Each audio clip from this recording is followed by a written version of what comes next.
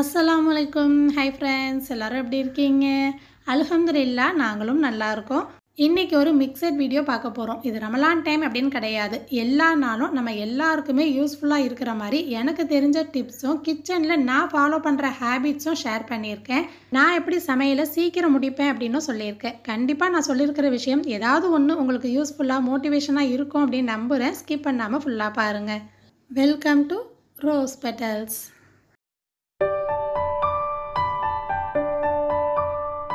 சமையல் கலை அப்படின்னு சொல்லுவாங்கள்ல, சமையல் பண்ணுறது கலைன்னா அதோட பார்ட்னரே பாத்திரம் தான். பாத்திரங்கிறது ஏதோ ஒரு பாத்திரம் எடுத்தோம் சமையல் பண்ணோம் அப்படிங்கிற மாதிரி கிடையாது. அது கிச்சனுக்கான இன்வெஸ்ட்மெண்ட்டும் கூட. இந்த 4 வெரைட்டியும் உங்களுடைய சமையலை சீக்கிரம் முடிக்கும். இப்போ நம்ம கடாயெலாம் எடுக்கிறோம் அப்படின்னா, இப்போ எண்ணெயில் பொரிக்க போகிறோம், அப்பளம் இல்லைனா வடை அந்த மாதிரிலாம் பொரிக்கிறதுக்கு கம்மியான அளவில் செய்கிறீங்கன்னா சின்னதாக இரும்பு சட்டி எடுங்க. அப்போ தான் நமக்கு எண்ணெய் கம்மியாக சேர்ப்போம், அது சீக்கிரமே சூடு வரும், சீக்கிரமே வேலை முடியும். இன்னொன்று, கனமான பொருளாக இருக்கணும். இப்போ கனமாக இருக்குது அப்படின்னா சூடு வர்றதுக்கு டைம் ஆகும். ஒன்ஸ் சூடு வந்துருச்சுன்னா அந்த சூடு அந்த சட்டி ஃபுல்லாகவே மெயின்டைன் ஆகும். அப்போ நம்ம எந்த காய்கறி சேர்த்து பொரியலோ இல்லை எது பண்ணாலுமே சரி சீக்கிரமே வெந்துடும், வேலை சீக்கிரம் முடிஞ்சிடும். அதுவே ஒரு மெலிசான பாத்திரத்தில் சமைக்கும் போது சூடு சீக்கிரம் வந்துடும், ஆனால் ஹை ஃப்ளேமில் வச்சா கருக ஆரம்பிச்சிடும். அதுவே லோ ஃப்ளேமில் வச்சோம் அப்படின்னா அந்த சூடு கம்மியாகும். பாருங்கள், பாத்திரத்துலேயும் சூடு கம்மியாகிடும், அந்த காய்கறி வேகிறதுக்கும் டைம் எடுக்கும். அப்புறம் அதோட லைஃப்பும் ரொம்ப நாளைக்கு நல்லா இருக்காது. அதுக்கப்புறம் மறுபடியும் அதே மாதிரி இன்னொன்று வாங்குற மாதிரி இருக்கும். ஸோ அதனால் ஒவ்வொரு பாத்திரம் வாங்கும் போதும் ஒன் டைம் இன்வெஸ்ட்மெண்ட்டாக யோசித்து வாங்கணும். நான் இரும்பு சட்டிக்கு சொன்ன மாதிரி தான், மண் சட்டியும் நமக்கு சூடு ரொம்ப நேரம் மெயின்டைன் ஆகும், சமையலும் சீக்கிரம் முடியும். இரும்பு சட்டி மண் சட்டி ரெண்டுக்குமே மெயின்டெனன்ஸ் இருக்குது. இல்லை நமக்கு அதெல்லாம் சரிப்பட்டு வராது, எனக்கு ஸ்டெயின்லெஸ் ஸ்டீல் தான் சரியாக வரும் அப்படின்னு நினச்சிங்கன்னா நல்ல கனமான ஸ்டீலாக பார்த்து வாங்கணும். இப்போ இந்த கடாய் இருக்குது இல்லையா, இது வந்து ட்ரைப்ளையில் வாங்கினது. இதெல்லாம் வந்து ரேட்டு கொஞ்சம் அதிகம்தான், ஆனால் ஒன் டைம் இன்வெஸ்ட்மெண்ட் தான். நான் இரும்பு சட்டி மண் சட்டிக்கு சொன்ன மாதிரி தான், ஹை ஃப்ளேமில் வச்சாலும் அடி பிடிக்காது, லோ ஃப்ளேமில் வச்சாலும் அந்த சூடு ரொம்ப நேரம் மெயின்டைன் ஆகும், நல்ல வெயிட்டாக இருக்கும். இன்னொன்று, ப்ரெஷர் குக்கர் பற்றி நான் சொல்ல வேணாம், எவ்வளோ சீக்கிரம் வேலையை முடிக்கும் அப்படிங்கிறது. ப்ரெஷர் குக்கர் வச்சு 1-2 டிப்ஸை இந்த வீடியோலையும் நான் ஷேர் பண்ணியிருக்கேன். ஏன்னா வேலையை ஈஸியாக முடிக்க வெசல்ஸும் ரொம்ப முக்கியம். அது ஃபேன்சியாக இருக்கா அப்படின்னு மட்டும் பார்க்காம இன்வெஸ்ட்மெண்ட்டாகவும் யோசிக்கணும். நம்ம எல்லாருக்குமே இருக்கிற ஆசை சுறுசுறுப்பாக வேலை பார்க்கணும், வேலையை சீக்கிரம் முடிக்கணும். அப்படின்னா கிச்சன் உள்ளே போகும்போதே கிச்சன் பார்க்க நீட்டாக இருக்கணும். அதுலேயும் முக்கியமாக ஸ்டவ் நீட்டாக இருக்கணும். நான் ஒரு நாளைக்கு பார்த்திங்கன்னா 2 தடவை ஸ்டவ்வை வந்து க்ளீன் பண்ணுவேன். ஒன்று நைட்டு படுக்கிறதுக்கு முன்னாடி, அப்போ வந்து ரொம்ப அழுக்காலாம் இருக்காது, லைட்டாக தொடச்சி விட்டு படுத்துருவேன். அப்போ தான் காலையில் எந்திரிச்சு பார்க்கும்போது நல்லா நீட்டாக தெரியும். இன்னொன்று பார்த்திங்கன்னா, லஞ்சுக்கு சமைச்சு முடிச்சுட்டு நல்லா டீப்பாக க்ளீன் பண்ணிடுவேன். க்ளீன் பண்ணுறதுக்கு விம் லிக்யூடு தான் போடுவேன். 2 டவல் வச்சுருப்பேன். ரெண்டுமே பார்த்திங்கன்னா மைக்ரோ ஃபைபர் கிளாத்தில் நம்ம க்ளீன் பண்ணோம்னா ஈஸியாக சீக்கிரமே க்ளீன் பண்ணிடலாம். ரொம்ப நேரம் நம்ம ஸ்டவ் க்ளீன் பண்ணுற மாதிரி இருக்காது.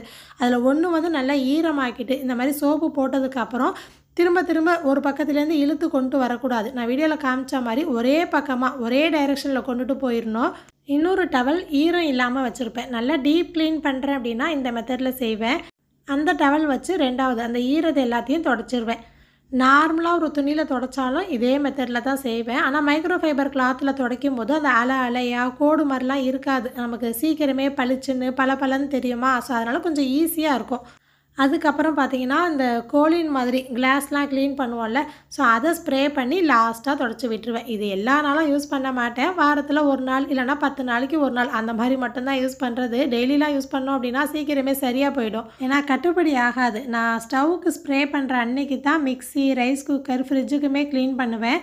ஸோ கவுண்டர் டாப் நீட்டாக வச்சுக்கிட்டு ஸ்டவ் க்ளீனாக இருந்தாலே மைண்டு ஃப்ரீயாக இருக்கும். நம்ம பண்ணுற சமையல் ஸ்லோவாக பண்ணுறோமோ ஃபாஸ்ட்டாக பண்ணுறோமோ இந்த டிப்பை ஒவ்வொரு நாளும் ஃபாலோ பண்ணணும். இப்போ அடுத்தடுத்து ஒவ்வொரு டிப்ஸாக ஷேர் பண்ணுறேன். கடல் பாசி குக்கரில் எப்படி செய்கிறீங்க அப்படின்னு கேட்டிருந்தீங்க. நான் ஸ்ட்ரிப்பாக வரும் இல்லையா, இந்த கடல் பாசி தான் இன்றைக்கி எடுத்திருக்கேன். சரியாக 5 கிராம் அளவுக்கு எடுத்திருக்கேன். என்னோடய ரமலான் ப்ரிப்பரேஷன் வீடியோ பார்த்துட்டு கடல் பாசி எங்கே வாங்கினீங்க அப்படின்னு கேட்டிருந்தீங்க.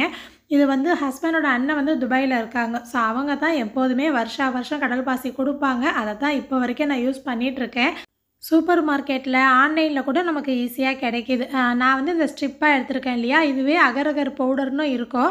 நிறைய தடவை செஞ்சு பழகிட்டதுனால ஒவ்வொரு தடவையும் அளந்துலாம் சேர்க்க மாட்டேன். ஒரு குத்து மதிப்பாக எடுத்து சேர்ப்பேன், அதுவே கரெக்டாக வந்துடும். ஆனால் சரியான அளவு அப்படின்னு பார்த்தீங்கன்னா 5 கிராம் கடல் பாசி எடுக்கிறோம்னா 1/2 லிட்டர் தண்ணி எடுக்கணும். நான் மெஷரிங் கப்பால் 1 கப் இருக்கு இல்லையா, ஸோ அது வந்து நமக்கு 250 மில்லி வரும். நான் 2 கப் அளவு தண்ணி சேர்த்துருக்கேன். இதே இடத்துல நீங்கள் தண்ணிக்கு பதில் பாலும் சேர்க்கலாம். எக்ஸ்ட்ராவாக 1/2 கிளாஸ் தண்ணி சேர்த்தோம்னா கொதிச்சு வேகிறதுக்கும் அந்த 1/2 லிட்டர் தண்ணியோட கணக்குக்கும் கரெக்டாக வந்துடும். இதுவே குக்கரில் செய்கிறீங்க அப்படின்னா நான் 3 லிட்டர் குக்கர் எடுத்திருக்கேன். 5 கிராம் கடல் பாசிங்கும் போது அடிப்பகுதியில் தான் இருக்குது இல்லையா, பொங்கி ஊற்றாது. இந்த மாதிரி 3 லிட்டர் குக்கரில் 20 கிராம் வரைக்கும் கடல் பாசி வந்து செஞ்சோம்னா பொங்கி வெளியில் வராது. அதுக்கு மேலே அதிகமான குவான்டிட்டியில் செய்யணும் அப்படின்னா பெரிய குக்கராக எடுத்துக்கலாம். ஏன்னா பொங்கி ஊற்றுச்சு அப்படின்னா சுற்றி இருக்கிற அந்த ஊற்றுன இடம் எல்லாமே கடல் பாசி அப்படியே தேங்கி உரைய ஆரம்பிச்சிடும். அதுக்காக சொல்கிறேன். ஸோ இனிப்போட அளவுன்னு பார்த்தீங்கன்னா 1/2 கப் சீனி 5 கிராம் கடல் பாசிக்கு கரெக்டாக இருக்கும். இதில் வந்து ஏலக்காய் சேர்க்கணும் அப்படின்னா கூட நீங்கள் ஃப்ளேவருக்கு ஏலக்காய் சேர்த்துக்கலாம். எங்கள் வீட்டில் பிடிக்காது, அதனால் நான் சேர்க்கலை. சரியாக வந்து பார்த்தீங்கன்னா 5 விசில் விட்டுட்டேன். இதுவே ஊற வச்சு குக்கரில் வேக வைக்கிறீங்கன்னா 3 விசில் விட்டால் கூட போதும், சீக்கிரமே வெந்துடும். இதுவே சட்டியிலே வேக வைக்க போகிறீங்க அப்படின்னா அளவு எல்லாமே இதே தான். சொன்ன மாதிரி எக்ஸ்ட்ராவாக ஒரு 1/2 கிளாஸ் தண்ணி சேர்த்திங்கன்னா அது கொதிச்சு வர்றதுக்கும் அந்த 1/2 லிட்டருங்கிறதுக்கும் கரெக்டாக வந்துடும். கடல் பாசி வேகலைன்னா உள்ளுக்குள்ளே திட்டு திட்டாக தெரியும். நான் வடிகட்டி காட்டுறேன் பாருங்கள், நல்லா வெந்துருச்சு. இது வந்து பேசிக்கான ஒரு கடல் பாசி. இதுலேயே சில பேர் கலர் பவுடர் சேர்த்து செய்வாங்க, இல்லைனா தண்ணிக்கு பதில் வெறும் பாலில் செய்யலாம், இல்லைனா இளநீ சேர்த்து செய்யலாம். பட்டர்ஸ்காட்சில் செய்கிறது, அப்புறம் கேரமல் கடல் பாசி, தேங்காய் பால் கடல் பாசின்னு நிறைய வெரைட்டிஸ் இருக்குது. எல்லாமே நம்ம க்ரியேட்டிவிட்டி ஐடியாவை பொறுத்து டேஸ்ட்டை பொறுத்து தான். உங்களுக்கு சீக்கிரமே உறைஞ்சி வரணும் அப்படின்னா ஃப்ரீசரில் கூட வச்சுக்கலாம். நான் நம்ம சேனல் இஃப்தார் விலாக்லேயே நிறைய வெரைட்டியான கடல் பாசி ஷேர் பண்ணியிருக்கேன். ஆனால் வீட்டில் எல்லாருக்கும் எப்போதுமே பிடிச்சது அப்படின்னா இந்த தண்ணி கடல் பாசி தான். கலர் பவுடர் எதுவுமே சேர்க்க மாட்டோம். ஸோ இந்த வருஷம் ரமலான் இஃப்தார் விலாக்லேயும் நான் நிறைய வெரைட்டி வந்து உங்களுக்கு கண்டிப்பாக ஷேர் பண்ணுறேன். பேசிக்காக ஒரு கடல் பாசி செய்கிற ப்ரொசீஜர், அது எப்படி ஃபாஸ்ட்டாக செய்யலாங்கிற மெத்தடை மட்டும்தான் நான் இந்த வீடியோவில் காட்டியிருக்கேன். ஸோ அந்த அளவு வந்து பார்த்திங்கன்னா உங்களுக்கு கரெக்டாக இருக்குது பாருங்கள். ரொம்ப வந்து திக்காகவும் இல்லை, ரொம்ப தண்ணி போலவும் இல்லை. இந்த பிளெயின் கடல் பாசியே சாப்பிட ரொம்ப நல்லாயிருக்கும். அடுத்தது மறதி. சில நேரம் ஃப்ரீசர்லேருந்து சிக்கன், மட்டன், பீஃப் ஏதாவது வெளியில் எடுத்து வைக்கணும், முன்னாடியே வச்சிடணும்னு நினச்சிருப்போம். இல்லை சில நேரம் ஒரு ஐடியா வந்து உடனே சமைக்கிற மாதிரி தோணும் இல்லையா, அந்த டைமில் நம்ம வெளியில் எடுத்து வைக்கும் போது இந்த மாதிரி நல்லா ஃப்ரீஸ் ஆகி ஐஸ் பிடிச்சிருக்கும். இதை தண்ணியில் போட்டால் கூட குறைஞ்சது 1/2 மணி நேரமாவது ஆகும் நமக்கு கலண்டு வர்றதுக்கு. அதுக்கு வீட்டில் இருக்கிற பொருளை வச்சே ஈஸியாக டீப்ராஸ் பண்ணிடலாம். குறைஞ்சது 10 நிமிஷத்துக்குள்ளேயே நமக்கு சிக்கன், மட்டன் எதுவாக இருந்தாலும் கலண்டு வந்துடும். அதுக்கு மூழ்கிற அளவுக்கு தண்ணி எடுத்திருக்கேன். நில சூடுன்னு சொல்லுவாங்கள்ல, நம்ம தயிர்லாம் உர போடுறதுக்கு பால் சூடு பண்ணுவோம் பாருங்கள், அந்த மாதிரி சூடு தான் இருக்கணும். அதிகமாக சூடு வரக்கூடாது. வீட்டில் யூஸ் பண்ணுற ஆப்ப சோடா, பேக்கிங் சோடா 1/2 டீஸ்பூன் சேர்த்துருக்கேன். இந்த இடத்துல ஃப்ரீசரில் வச்சு சாப்பிட்றது நல்லது இல்லை, நாங்கள் சாப்பிட மாட்டோம் அப்படின்னா நீங்கள் ஸ்கிப் பண்ணிடுங்க இந்த டிப்பை. நம்ம வந்து வீட்டில் வாங்கும் போது அதிகமாக இருக்குது அப்படின்னா அதை ஃப்ரீசரில் வச்சு அடுத்த 2 நாளுக்குள்ளே யூஸ் பண்ணுறது தான். அதுவும் போன்லெஸ்லாம் பார்த்தீங்கன்னா பிள்ளைங்களுக்கு குப்தா பிரியாணி பண்ணணும், ஸ்நாக்ஸ் பண்ணணும் அப்படின்னா அந்த டைமில் தான் நான் எடுத்து யூஸ் பண்ணிப்பேன். அதே மாதிரி பேக்கிங் சோடா யூஸ் பண்ண வேணாம், விருப்பம் இல்லை அப்படின்னா வினிகர் கூட நீங்கள் சேர்த்துக்கலாம். சேர்த்துட்டு நல்லா மூடி போட்டு ஒரு 5 நிமிஷத்துக்கு அப்புறம் ஓப்பன் பண்ணி லைட்டாக கையில் நீங்கள் இந்த மாதிரி எடுத்து விட்டு பார்த்தீங்கன்னா எல்லாமே கலந்து வந்துடும். இன்னொரு பக்கம் வந்து நார்மல் வாட்டர் வச்சுருக்கேன், பச்சை தண்ணி. அதில் கொஞ்சம் நேரம் போட்டு நல்லா அலசி எடுத்துகிட்டு நம்ம எப்போதும் போல் சமையலுக்கு யூஸ் பண்ணிடலாம். ஒரு 5-10 நிமிஷத்துக்குள்ளேயே டீப்ராஸ்ட் ஆயிரும். ஞாபகம் வந்து வெளியில் எடுத்து வச்சுட்டா சரி, அப்படி இல்லை மறந்துட்டேன் அப்படின்னா மட்டும் என்றைக்காச்சும் இந்த டிப்பை ஃபாலோ பண்ணுவேன். இப்போ சொல்ல போகிறது ஒரு சில பேருக்கு தெரிஞ்சிருக்கும், இருந்தாலும் ஞாபகப்படுத்துகிற மாதிரி சொல்கிறேன். நான் வந்து பாதாம் பிசின்லாம் வாங்கி முன்னாடிலாம் வந்து நல்லா இடித்து மிக்ஸி ஜாரெல்லாம் போட்டு அரைச்சி தூளாக வச்சு யூஸ் பண்ணேன். ஆனால் அது அந்தளவுக்கு டேஸ்ட்டாக இல்லையா, ஸோ அதுலேருந்து இந்த மாதிரி இடித்து வைக்கிறது இல்லை, முழுசாகவே வச்சுக்கிறது. அதே மாதிரி சன்னாலாம் ஊற வைக்கணும் அப்படின்னா சில நேரம் மறந்துடும்ல, அந்த டைமில் பார்த்திங்கன்னா ஹாட் பாக்ஸ் எடுத்துக்கோங்க. நல்லா தண்ணி கொதிக்க வச்சு அந்த சூடு இருக்கும் போதே, நான் பாதாம் பிசினும் ஒரு ஹாட் பாக்ஸில் சேர்த்துருக்கேன். கொதிக்க வச்ச தண்ணி சூடாகவே அப்படியே சேர்த்து மூடி போட்டிங்க அப்படின்னா கொண்டக்கடலை ஒரு 2-3 மணி நேரத்துலேயே உங்களுக்கு நல்லா ஊறி வந்துடும். பாதாம் பிசின் 1/2 மணி நேரத்துக்குள்ளேயே ஊறிடும்.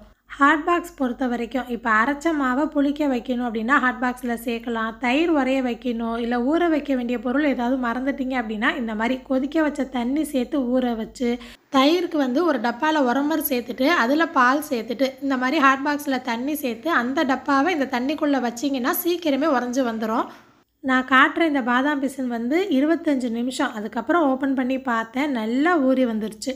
ஆனால் சன்னாலாம் ஊற வச்சிங்க அப்படின்னா 1/2 மணி நேரம் ஆகும்னு சொல்ல மாட்டேன். அது ஒரு 3 மணி நேரம் ஆகும். நீங்கள் நார்மலாக 6 மணி நேரம் 7 மணி நேரம் ஆகுது அப்படின்னா ஹாட் பாக்ஸில் வைக்கும்போது அதில் பாதி நேரம் நமக்கு கம்மியாயிடும். அடுத்தது சோறு எப்போதுமே சஹரில் ஆக்க மாட்டேன். லேட் நைட்டில் ஆக்கிட்டு ஹாட் பாக்ஸில் எடுத்து வச்சுருவேன்.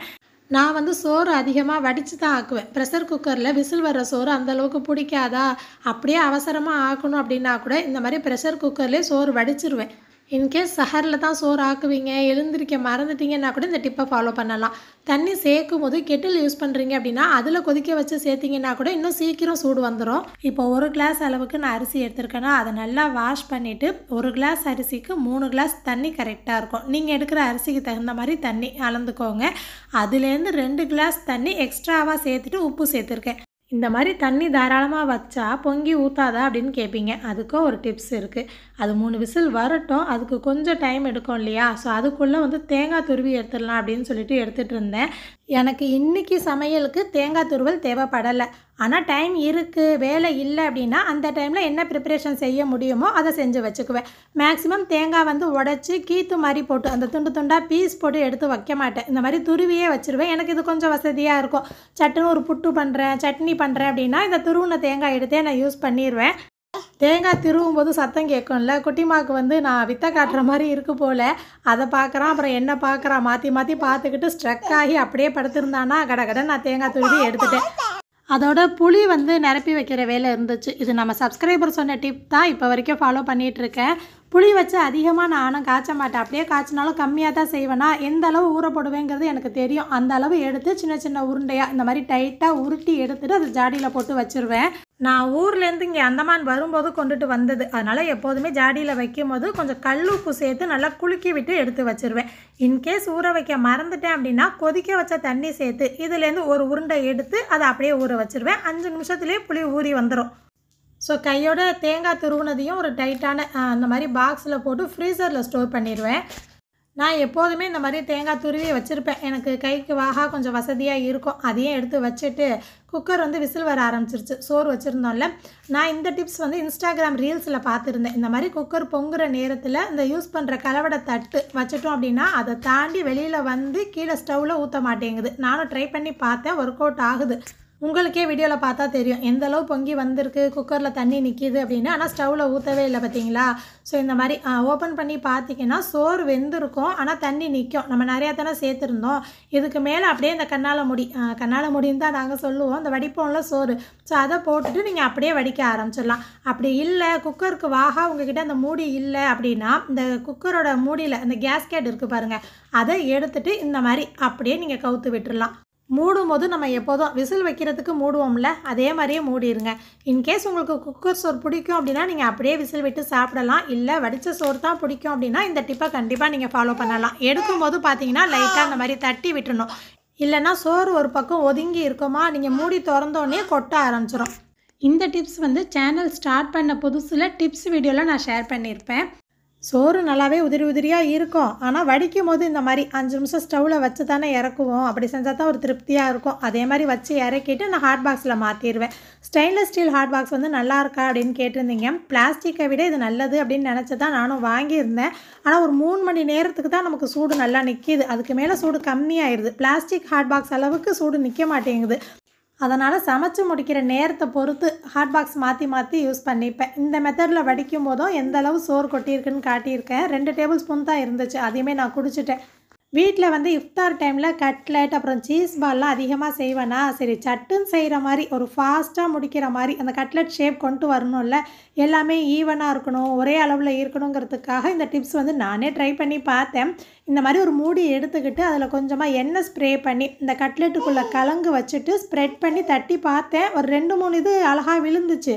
அதுக்கப்புறம் மறுபடியும் எண்ணெய் ஸ்ப்ரே பண்ணி தட்டுனா இதே மாதிரி வருது. ஆனால் எண்ணெய் ஸ்ப்ரே பண்ணாமல் போட்டு தட்டணும் அப்படின்னா ஒட்டிக்குது, வரமாட்டேங்குது. சரி வேறு டிப்பு ட்ரை பண்ணி பார்க்கலாம் அப்படின்னு சொல்லிட்டு இந்த மாதிரி எண்ணெய் பேக்கெட் வந்து எப்போதுமே எண்ணெய் பாட்டிலில் ஊற்றிட்டு நான் சேர்த்து வச்சுருப்பேன். இதை ஃப்ரிட்ஜில் ஸ்டோர் பண்ணி வச்சுருப்பேன். எதுக்காக அப்படின்னா நான் அடிக்கடி குப்புத்தா பிரியாணி பண்ணுவேன், என்னை பார்க்குறவங்களுக்கு தெரியும். ஸோ அதுக்கு வந்து எனக்கு அதிகமாக யூஸ் ஆகும். அதே மாதிரி சப்பாத்தி மாவுலாம் மிஞ்சி இருக்குது அப்படின்னா இந்த மாதிரி எண்ணெய் பேக்கெட்டில் போட்டு வச்சுட்டு அடுத்த நாளில் யூஸ் பண்ணுவேன்னா அப்படியே மாவு வச்ச மாதிரி இருக்கும். நான் இதுலேருந்து ஒரு பாக்கெட் எடுத்து கட் பண்ணி எடுத்துட்டு, ஏன்னா அந்த பிளேட்டில் வேற எண்ணெய் தடவுற மாரி இருந்துச்சா, சரி இந்த எண்ணெய் பாக்கெட்லேயே நம்ம வச்சு யூஸ் பண்ணிக்கலாம். நோம்புக்கு முன்னாடியே இந்த டிப்பை ட்ரை பண்ணலாம் அப்படின்னு தான் செஞ்சு பார்த்துட்டு இருந்தேன்.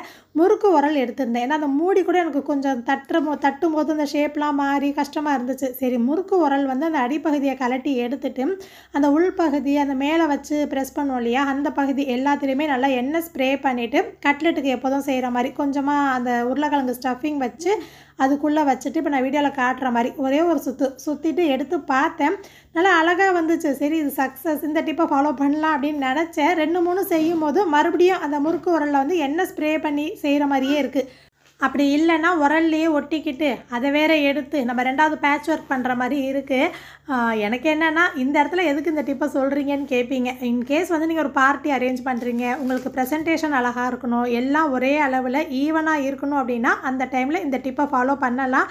ஃபாலோ பண்ணாக்கா ஒவ்வொரு தடவையும் எண்ணெய் ஸ்ப்ரே பண்ணிக்கணும் உரல்ல. அது வந்து ரொம்ப முக்கியமானது. ஆனால் வீட்டில் செய்கிறோம், கொஞ்சமாக செய்ய போகிறோம் அப்படின்னா இது தேவையில்லாத வேலை, கையிலேயே நம்ம தட்டி போட்டுடலாம். அதோட பார்த்தீங்கன்னா ரமலான் ப்ரிப்பரேஷன் வீடியோவில் ரஸ்க்கு வந்து தூள் பண்ணி அதை பிரெட் க்ரம்ஸாக யூஸ் பண்ணி பாருங்கள் அப்படின்னு எனக்கு நிறைய பேர் கமெண்ட் பண்ணியிருந்தீங்க. சரி நோம்புக்கு முன்னாடி அதையுமே ட்ரை பண்ணி பார்த்துடலாம் அப்படின்னு சொல்லிட்டு கொஞ்சமாக ரஸ்க்கை தூள் பண்ணி எடுத்துக்கிட்டு நான் இந்த கட்லெட் செஞ்சுருந்தேன் இல்லையா, அதுக்கு வந்து ஃபஸ்ட்டு மைதா மாவில் டிப் பண்ணி அதுக்கப்புறம் ரஸ்கில் கொஞ்சம் டிப் பண்ணி நான் ஒரு 3-4 கட்லெட் வச்சுட்டு மீதி பிரெட் க்ரம்ஸில் கொஞ்சம் செஞ்சு வச்சுருந்தேன். ஏன்னா ரெண்டுக்கும் உள்ள வித்தியாசம் எப்படி இருக்குன்னு பார்க்கலாம் அப்படின்னு நான் ஃப்ரை பண்ணி பார்த்தேன். ரெண்டுமே வந்து பார்த்திங்கன்னா மொறு நல்லா இருந்துச்சு. நம்ம ப்ரெட்டை வாங்கி அதை தூள் பண்ணி அதை ஃப்ரை பண்ணி பிரெட் க்ரம்ஸாக யூஸ் பண்ணுறதுக்கு ரஸ்க்கு நல்லா இருந்துச்சு. ஆனால் பிரெட் க்ரம்ஸில் யூஸ் பண்ணுறதை விட ஒரு 0.5 மார்க் கம்மி பண்ணுவேன். இப்போ பிரெட் க்ரம்ஸ் வந்து 10/10 அப்படின்னா இந்த ரஸ்க்கு தூள் வந்து 9.5 மார்க் கொடுக்கலாம். ஆனால் கண்டிப்பாக தாராளமாக நம்ம செய்யலாம். கிறிஸ்பியாக நல்லா இருந்துச்சு. நான் கூட அரைக்கும் போது இந்த அளவுக்கு தூளாக இருக்குது, இது எப்படி கிறிஸ்பியாக இருக்கும் அப்படின்னு தான் நினச்சேன். ஆனால் கிறிஸ்பியாக இருந்துச்சு. ஸோ இந்த டிப்ஸை சொன்ன நம்ம சப்ஸ்கிரைபர் எல்லாருக்குமே இந்த இடத்துல நான் தேங்க்ஸ் சொல்லிக்கிறேன். நான் ஃபஸ்ட்டு கட்லெட்டுக்கு ஒரு டிப்பு ஃபாஸ்ட்டாக செய்கிறதுக்கு ட்ரை பண்ண போய் கடைசியில் ஒரு நல்ல சொல்யூஷன் தான் கிடச்சிருக்கு. நான் 2 மட்டும்தான் டெஸ்ட் பண்ணி பார்க்குறதுக்காக ஃப்ரை பண்ணி பார்த்தேன். பிள்ளைங்க ஸ்கூல் விட்டு வந்தோன்னே ஃப்ரை பண்ணி கொடுக்கலாம் அப்படின்னு எடுத்து ஃப்ரீசரில் வச்சுட்டேன். அடுத்தது கிராசரி அப்படின்னா மளிகை ஜாமான், மசாலா பொருள், இது 2மே இருந்துச்சு அப்படின்னாலே சமையல் கடகடன்னு முடிஞ்சிடும். அதுவும் மளிகை ஜாமான் பார்த்திங்கன்னா மாதத்துக்கு ஒரு தடவை வாங்குவேன். இடையில ஏதாச்சும் மறந்து போச்சு விட்டு போச்சுன்னா வாங்கிக்கிறது. அதே மாதிரி மசாலா பொருள் என்றைக்கு காலியாகுதோ அன்றைக்கே அந்த பாட்டிலை நல்லா க்ளீன் பண்ணி காய வச்சு தொடச்சிட்டு அதுக்கப்புறம் ரீஃபில் பண்ணிடுறது. இதில் என்னென்னா நம்ம சமைக்கும் போது காலியாகும் இல்லையா, அந்த டைமில் நமக்கு தேவையான பொருள் இருக்குது, மஞ்சள்தூள் இருக்குது, மிளகாய்த்தூள் இருக்குது, ஸோ இப்போ தானே காலியாக இருக்குது, அடுத்த தடவை சமைக்கும் போது பார்த்துக்கலாம் அப்படின்னு சொல்லி எடுத்து வைக்கவே கூடாது. அதே மாதிரி அந்த பாட்டில் வந்து வாஷ் பண்ணாமல் அடுத்து ரீஃபில் பண்ணுறதும் கூடாது. ஏன்னா அந்த மாதிரி பண்ணோம் அப்படின்னா மொத்தமாக நம்ம கிச்சனை டீப் க்ளீன் பண்ணுற மாதிரி எல்லா மசாலா ஜாமானும் சேர்த்து போட்டு கழுகுற மாதிரி இருக்கும். அதனால் எப்பப்போ காலியாகுதோ அந்த டைம்லேயே ஒவ்வொரு பொருளையும் நல்லா வாஷ் பண்ணி க்ளீன் பண்ணிட்டு தான் நான் ரீஃபில் பண்ண ஆரம்பிப்பேன். நெக்ஸ்ட் டைம் சமையல் பண்ணும்போது பார்த்துக்கலாம் அப்படின்னு அலட்சியமாக அலுப்பாக விட்டுட்டோம் அப்படின்னா அடுத்த தடவை சமைக்கும் போது கரெக்டாக அந்த மசாலா போடும்போது காலியாக இருக்குமா, அப்போ ஸ்டவ் சிம்மில் வச்சுட்டு அதை ரீஃபில் பண்ணிவிட்டு எடுத்து போடுற மாதிரி இருக்கும். அது நமக்கு டைம் தான் வேஸ்ட் ஆகும். ஏன்னா என்றைக்காச்சும் ஒரு நாள் அலுப்பாக இருக்குன்னு சொல்லிட்டு அப்படியே வச்சுட்டோம் அப்படின்னா அடுத்த தடவை சமையல் பண்ணும்போது அந்த பொருளை ரீஃபில் பண்ணாமல் இருக்கும் இல்லையா, அப்போ தான் நினச்சி பார்ப்பேன் இதுக்கு முன்னாடியே க்ளீன் பண்ணியிருக்கலாம், அப்போவே ரீஃபில் பண்ணியிருக்கலாம், இந்த டைமில் நமக்கு அவசரமாக தேவைப்படுதே அப்படிங்கிற மாதிரிலாம் தாட் வரும். ஸோ அதுக்காக சொல்கிறேன். மல்லித்தூள், மிளகாய்த்தூள்லாம் வந்து ஊர்லேருந்து வரும்போதே வருஷத்துக்கு தேவைப்படுற மாதிரி கொண்டு வந்துடுறது. மிளகு, ஜீரகம் எல்லாமே அப்பப்போ இந்த மாதிரி மாதம் வாங்கி நல்லா ட்ரை ரோஸ்ட் பண்ணி அரைச்சி எடுத்துப்பேன். நான் கிச்சனில் மசாலாவுக்கு யூஸ் பண்ணுற பாட்டில் அதிகமாக கிளாஸ் பாட்டில் தான். எல்லாமே நான் வாங்கினது கிடையாது. காஃபி தூளுக்கு ஜாம் பாட்டில்லாம் வரும் இல்லையா, மேக்ஸிமம் காஃபி தூள் பாட்டில் தான். ஸோ அதை தான் நல்லா க்ளீன் பண்ணிவிட்டு அந்த ஸ்டிக்கர்லாம் பிரித்து எடுத்துகிட்டு இந்த மாதிரி யூஸ் பண்ணுவேன். எனக்கு கரெக்டாக இருக்கும். இந்த மாதிரி ஒரு பாட்டில் அரைச்சி வச்சுட்டேன் அப்படின்னா எனக்கு 1 மாதத்துக்கு கரெக்டாக வந்துடும். உங்களில் எத்தனை பேர் காலி ஆகும்போதே அந்த பாட்டிலை ரீஃபில் பண்ணுவீங்க, அந்த பழக்கம் இருக்குது அப்படிங்கிறத கண்டிப்பாக கமெண்ட்டில் சொல்லுங்கள். இந்த மாதிரி எல்லா மசாலா பொருள், மளிகை ஜாமான்லாம் ரெடியாக இருந்துட்டாலே நமக்கு சமையல் கடகடன் வேலை ஆகிடும். அடிக்கடி கிச்சனில் அந்த மாதிரி எல்லாமே ரெடியாக இருக்கா அப்படிங்கிறதும் செக் பண்ணி பார்த்துக்கிட்டே இருக்கணும். அதே மாதிரி நமக்கு சமையல் பண்ணும்போது என்னெல்லாம் ஊற வைக்க போகிறோமோ அந்த பொருள் எல்லாத்தையும் முதல்ல எடுத்து ஊற வைக்க ஆரம்பிச்சிடணும். அதே மாதிரி ஃப்ரிட்ஜிலேருந்து என்ன பொருள்லாம் எடுக்கணுமோ நமக்கு தேவையான காய்கறி, மல்லி, புதினா எல்லாத்தையும் ஒரே தடவையிலே எடுத்து வச்சிடணும். ஏன்னா இந்த சமையல் பண்ண போகிறோம், பிளான் பண்ணியிருக்கோம் அப்படின்னு நமக்கு தெரியும். முன்னாடியே எடுத்து வைக்கிறதுனால 2 நன்மை இருக்குது. அந்த காய்கறியில் இருக்கிற கூலிங் போயிட்டு சீக்கிரமே வெந்து சமையல் முடியும். 2வது சும்மா சும்மா ஃப்ரிட்ஜை திறந்து என்ன எடுக்க போகணும் அப்படின்னு அந்த இடத்துல நின்று யோசிச்சுட்டே இருக்க வேணாம். ஏன்னா எனக்கெல்லாம் சில நேரம் மறந்துடும். எதுக்காக ஃப்ரிட்ஜை திறந்தோம் அப்படின்னு ஞாபகமே இல்லாமல் போய் நிற்பேன். அப்புறம் கிச்சன் வந்தோடனே திருப்பி ஞாபகம் வரும். அப்புறம் போய் திருப்பி எடுக்கிறது. இப்போ பருப்பு வேக வைக்கும் போதே பார்த்தீங்கன்னா இன்னொரு ஸ்டீல் பாக்ஸில் நான் மஞ்சள் பூசணிக்காவும் சேர்த்து வேக வைக்க போகிறேன். அதில் தண்ணிலாம் சேர்க்க வேணாம். சும்மா அந்த டப்பாவில் போட்டு வச்சா போதும். அதே மாதிரி நீங்கள் முட்டை கூட அந்த மாதிரி மெத்தடில் வேக வைக்கலாம். இல்லை வேறு எந்த காய்கறி பொரியலுக்குலாம் வேக வைக்கணும் அப்படின்னா கூட தாராளமாக வேக வைக்கலாம். என்னத்தான் அவசரமாக சமைச்சாலும் எவ்வளோ நேரம் ஆனாலும் சரி காய்கறி தோலை கவுண்டர் டாப்பில் போடவே மாட்டேன். கைக்கு வகை ஏதாச்சும் ஒரு சட்டி பிளாஸ்டிக் பேஸ்கெட் இருக்குது அப்படின்னா அதில் தான் காய்கறி தோல் போடுவேன். இப்போதைக்கு கவுண்டர் டாப்பில் தோல் போட்டுக்குவோம், அப்புறமா க்ளீன் பண்ணிக்கலாம் அப்படிங்கிற மாதிரி மட்டும் அந்த எண்ணம் இருக்காது. அது எனக்கு பிடிக்காத ஹேபிட்னு கூட சொல்லலாம். எவ்வளோ டைம் இருந்தாலும் சரி ஏதாச்சும் ஒரு பேஸ்கெட்டில் தான் எடுத்து தோல் போடுவேன். அதுக்குன்னு தனியாக க்ளீனிங் டைம்லாம் நான் ஒதுக்கி செய்ய மாட்டேன். நம்ம பண்ணுற சமையலில் காய்கறி கட் பண்ணுறோம் பார்த்தீங்களா, அதோட சைஸ் பொறுத்து கூட டைம் மாறும், டேஸ்ட்டும் மாறும். முடிஞ்ச அளவுக்கு தின்னா மெலிசாக கட் பண்ணி போட்டோம் அப்படின்னா வெங்காயம்லேருந்து சீக்கிரம் வதங்கி வந்துடும், நமக்கு வேலையும் சீக்கிரம் முடியும். சமையலோட நேரம் காய்கறி கட் பண்ணுற அந்த சைஸை பொறுத்தும் இருக்குது. அதே மாதிரி டேஸ்ட்டுமே மாறும். இப்போது ஏதாவது ரெசிபி ஷூட் பண்ணுறேன் அப்படின்னா தான் ஒன்று ஒன்றா நான் வேலையை ஆரம்பித்து முடிப்பேன். இல்லை நார்மலாக எப்போதும் வீட்டில் சமைக்கிறேன் அப்படின்னா இந்த மாதிரி தான் எல்லா ஸ்டவ்வுமே ஆன் பண்ணிவிட்டு ஒவ்வொரு பக்கமும் வேலையை ஆரம்பித்து விட்டுருவேன். ஒரு வேலையை முடிச்சுட்டு இன்னொரு வேலையை ஆரம்பிக்கலாம் அப்படின்னு நினச்சா நமக்கு டைம் எடுக்கும். ஒரு வேலை ஆரம்பிக்கும் போதே சைடில் இன்னொரு வேலையும் சேர்த்தே ஆரம்பிச்சிடணும். அதே போல் வேலை பார்த்துக்கிட்டே இருக்கும்போது கவுண்டர் டாப்பை அப்பப்போ கிளியர் பண்ணிக்கிட்டே இருக்கணும். ஜாமான் நிறையா போட்டு சேர்த்து வச்சுக்கக்கூடாது. நமக்கு மசாலாலாம் யூஸ் பண்ணிட்டோம், இப்போ தேவையில்லை அப்படின்னா அதை எடுத்து செல்ஃபில் வச்சு அடுக்கிடணும். ஒரு பக்கம் பருப்பு வேகிறதுக்குள்ளே ஆணத்துக்கு தேவையான காய்கறி எல்லாமே கட் பண்ணி வச்சுருந்தேன். இப்போ இதை இறக்கிட்டு ஆணத்தை ஏற்றிட்டு இந்த பக்கம் பார்த்தீங்கன்னா அந்த டப்பாவில் போட்டு வச்சுருந்தோம்ல மஞ்சள் பூசணிக்காய், அதுவுமே வெந்துருச்சு. குட்டிமாக்கு தனியாக அந்த பருப்பு பூண்டு மசாலாலாம் சேர்க்காம அதுக்காக தான் அந்த மாதிரி டப்பாவில் போட்டு வேக வச்சுருந்தேன். ஸோ எல்லாமே தனியாக எடுத்து வச்சுட்டு இந்த பக்கம் ஆனங்காய்ச்சிற வேலையும் முடிஞ்சிருச்சு. இப்போது ஒரே நேரத்துலேயே நமக்கு 2 வேலை ஆயிடுச்சு. வேறு எந்த காய்கறி வேக வைக்கணும் அப்படின்னாலும் நீங்கள் இதே மெத்தட்லேயே வேக வைக்கலாம். நான் டெய்லி ஆக்குற சோறு கூட அரிசியை ஊற வச்சுட்டு அதுக்கப்புறமா தான் ஆக்குறது. ஏன்னா சீக்கிரமே வெந்துடும். சோறு வேகிறதுக்குள்ளேயே பார்த்தீங்கன்னா மற்ற எல்லா வேலையும் கடகடன்னு முடிஞ்சிடும். நம்ம சமைக்கும் போது பாத்திரமும் நிறைய போட்டு பெரட்டக்கூடாது. இப்போ பருப்பு வேக வச்சேன்னா அதே குக்கரை லேசாக அலசி விட்டுட்டு அதுலேயே நான் ஈரல் பொரியல் பண்ணிகிட்டு இருந்தேன். ஸோ அந்த கிரேவிக்கும் தாளித்து விட்டுட்டேன். இதில் முக்கியமான ஒன்று தண்ணியோட அளவு. அவசரமாக சமையலை முடிக்கணும் சீக்கிரம் செய்யணுங்கிற பேரில் ஒரு அண்டா தண்ணியை தூக்கி உள்ளே ஊற்றிடுறது. சில நேரம் நானும் அந்த மாதிரி செய்வேன். அப்படி செஞ்சுட்டு பார்த்தீங்கன்னா அந்த தண்ணி வத்துற வரைக்கும் வெயிட் பண்ணுறது. இதனால் நேரம் வேஸ்ட் ஆகுதோ இல்லையோ கேஸ் வேஸ்ட் ஆகும். இந்த டிப் நான் அவசியம் மென்ஷன் பண்ணியே சொல்லுவேன். நம்ம என்ன சமைக்கிறோம், ஒரு வேலைக்கா இல்லை 2 வேலைக்கா, கிரேவியா ஆனமா அப்படிங்கிற ஒரு நிமிஷம் நிதானம் கண்டிப்பாக வேணும். நான் கிச்சன் உள்ளே போகும்போது 9:15 மணி, வெளியில் வரும்போது 10:30 மணி. நம்ம அதிகமாக சமைக்கிறோமோ கம்மியான குவான்டிட்டியில் சமைக்கிறோமோ அது முக்கியம் கிடையாது. கிச்சன் உள்ளே போகிறதுக்கு முன்னாடி என்ன சமைக்க போகிறோம் அப்படிங்கிற அந்த பிளான் ப்ரிப்பரேஷன் கண்டிப்பாக இருக்கணும். அதே மாதிரி ஃபிசிக்கலாக எவ்வளோ சுறுசுறுப்பாக வேலை பார்த்தாலும் மென்டலாக சமைக்கணுங்கிற இன்ட்ரெஸ்ட் இருக்கணும். நான் கிச்சன் உள்ளே போனால் சீக்கிரமே சமையலை முடிச்சுட்டு வந்துடுவேன் அப்படிங்கிற ஸ்பிரிட், அந்த ஸ்பிரிட்டோட கிச்சனில் போய் சமைச்சு பாருங்களேன், இன்ட்ரெஸ்ட்டும் தானாக வரும்.